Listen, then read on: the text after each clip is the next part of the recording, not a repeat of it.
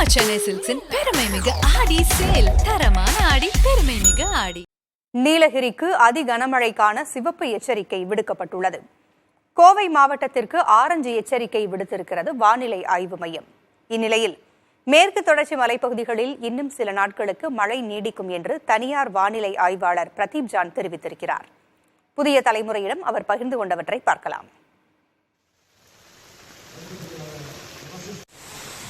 இப்போ இந்த அதி கனமழைக்கு என்ன காரணம் நீலகிரி மாவட்டத்தில்?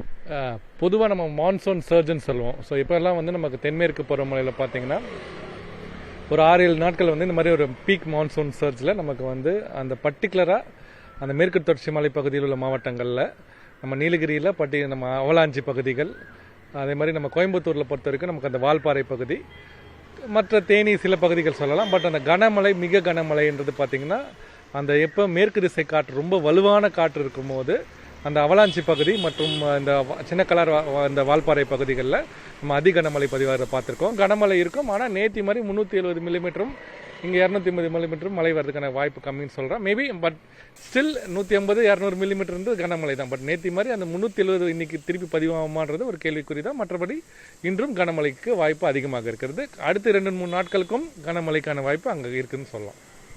இந்த மேற்கு தொடர்ச்சி மலை ஒட்டிய பகுதிகளில் மழை எப்போ படிப்படியா குறைவதற்கு வாய்ப்பு இருக்கிறது, அல்லது இன்னும் எத்தனை நாட்கள் அந்த பகுதியில் மழை நீடிக்கிறதுக்கான வாய்ப்பு?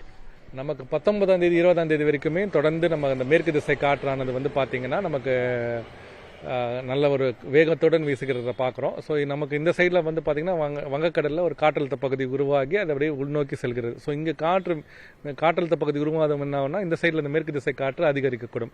ஸோ இதுதான் இந்த பிரின்சிபலை நம்ம பார்க்குறோம். ஸோ நமக்கு இங்கே காற்றழுத்த பகுதி உருவான பிறகு நீங்கள் என்னதான் நியூஸ் ஃபிளாஷ் போட்டாலுமே காற்றழுத்த பகுதி உருவாச்சுன்னா உள் மாவட்டங்கள் மற்ற மாவட்டங்களில் படிப்படியாக மழை குறைந்துவிடும். நீங்கள் பார்த்துருப்பீங்க, வெயிலே இல்லை, நமக்கு அந்த வெப்பசலன மழை சற்று குறைந்துவிடும்.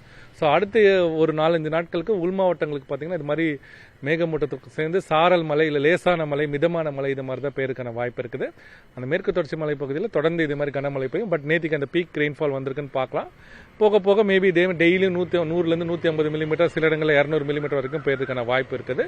பர்டிகுலராக அந்த கோயம்புத்தூரில் நம்ம சின்ன கலர் பகுதியும், நம்ம இதில் நீலகிரி மாவட்டத்தில் அவலாஞ்சி, பார்சன்ஸ் வேலி, அப்பர் பவானி, பாந்தலூர், கூடலூரில் பார்த்தீங்கன்னா இந்த பாந்தலூர், தேவாலா, ஸோ இந்த மாதிரி பகுதிகளெலாம் நமக்கு மழை அதிக மழை பெய்யறதுக்கான வாய்ப்பு இருக்கிறது. கொடைக்கானல் அந்த வேலி ஓப்பன்ஸ் ஈஸ்ட், அது மேற்கு திசை காற்று உள்ளே வராது, அதனால அப்படியே சாரல் போன்ற மழை, அந்த மாதிரி மிதமான மழை தான் கொடைக்கானல் பொறுத்த வரைக்கும் இருக்கும். நம்ம சென்னை சில்க்ஸின் பெருமை மிகு ஆடி சேல். தரமான ஆடி, பெருமை மிகு ஆடி.